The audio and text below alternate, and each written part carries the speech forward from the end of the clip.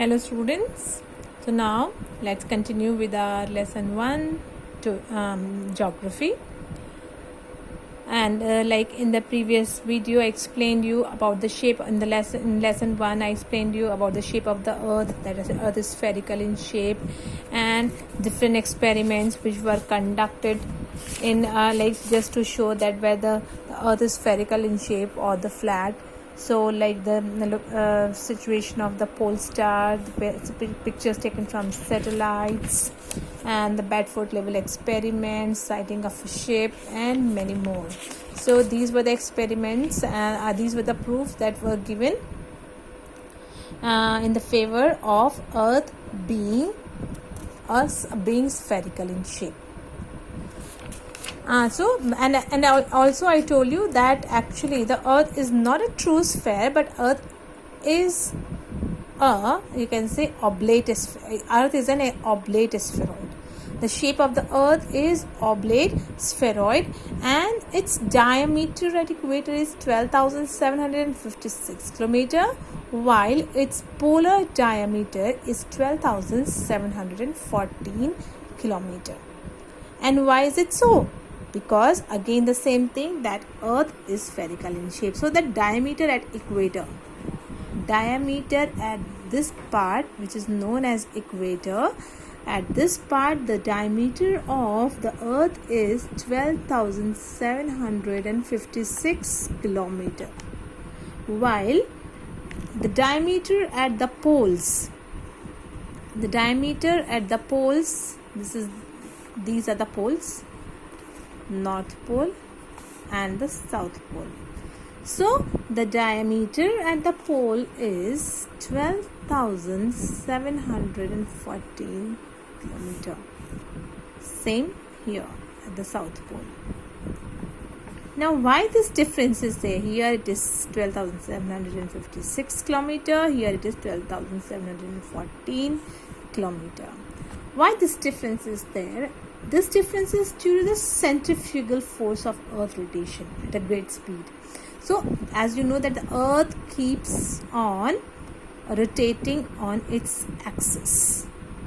Earth keeps on rotating on its axis, and because of this continuous you can say rotation, this bulge has been formed at the center of the earth. And because of this, the diameter, you can say because of this there is a bulge at the equator, and because of this the earth is flat at the pole. There is a compression at the pole, and that's why earth is not the shape of the earth is not known as a true sphere, but it's known as oblate spheroid. Okay, so there are two terms which have been given which we can use for the shape of the earth.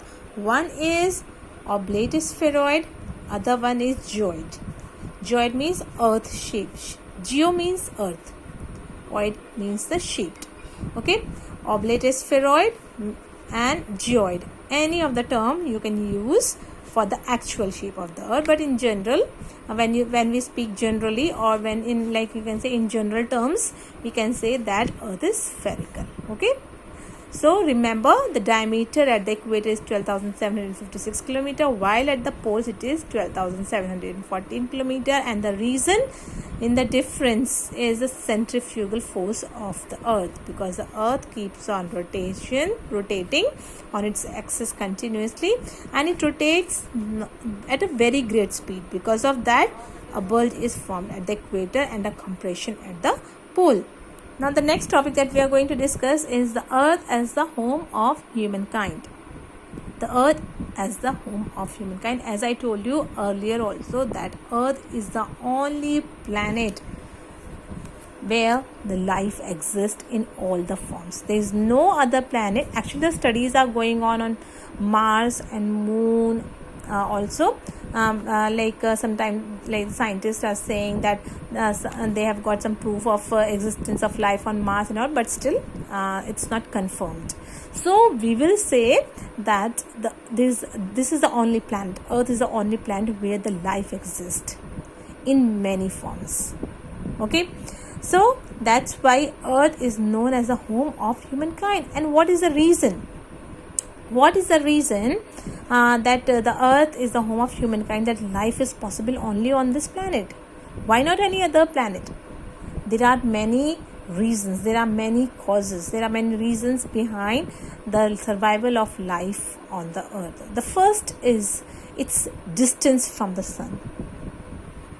So if you look at this diagram, I shown this earlier to you, and all of you must be knowing that according to the distance from the sun, earth is on the third place, Mercury being the closest one, second is Venus, and third one is Earth, and then Mars, Jupiter, Saturn, Uranus, and Neptune. Now this is known, the third, Earth being on third place, because Earth is on the third place, so it experiences a moderate type of temperature, because Earth is neither too close not too far away from the sun. So it's at the optimum distance. It's at the, you can say, optimum distance, which makes life possible here. Here the temperatures, as you know, is not very high or not too hot and not too cold. So the average temperature on the earth is 17 degree, which is just fit for the survival of life here. Any imbalance, any increase or decrease in the average temperature of earth may lead to disturbance of life on the planet Earth also. And Mercury, Venus being too close, they experience very high temperature. Then Jupiter, Saturn, Uranus, Neptune, they are quite far away, so these planets experiences very low temperatures. Mars also have almost same type of atmosphere as Earth, but still it is you can say colder than Earth. It experiences a lower range of temperature than Earth. So that's why Earth is at the optimum distance. That's why it experiences a moderate temperature, which is not too hot and not too cold. That's why the life is possible only on this planet Earth.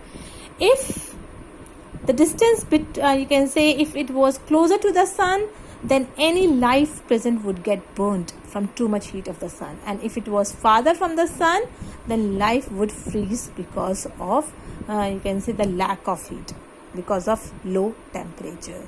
So that's why it is said that distance from the sun makes life possible on the earth.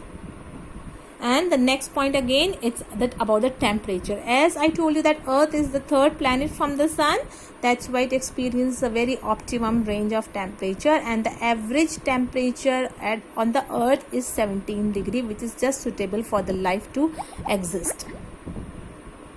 If the average temperature of the Earth's surface changed by only few degrees, most of the species, many of the plant species, many of the animal species would perish due to extreme hot, heat or extreme cold, because even a slightest difference in the average temperature of the earth means that it will not remain suitable for many forms of life on it. Now if you look at these two planets, as I told you, Mercury is the closest planet, Venus is the second one. But like if you look at the surface temperature of these two planets, then Venus has a higher range of temperature than Mercury. And why is it so? The temperature on Mercury and Venus are almost, you can say, 400 degree, because they are very close to the sun. Okay, but Venus is hotter. Though Mercury is the closest one to the sun, but Venus is hotter. And why is it so? It is because the atmosphere of the Venus mainly composed of carbon dioxide. And what is the quality of the carbon dioxide? The quality of the carbon dioxide is that it traps the heat and do not let it go back.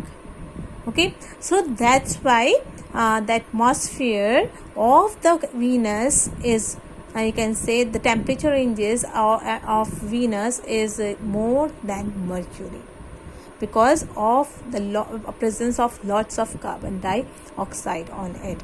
So because of lots of carbon dioxide, the heat is trapped, it do not let it go back, and you can say it creates a greenhouse effect on the surface of Venus. Sorry. And because of that, the temperature, you can say the atmosphere is hotter than Mercury.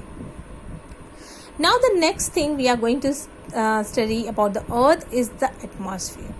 These two things, distance from the sun and the temperature, they are interrelated, because earth is at the optimum distance, that's why it has a very moderate type of temperature.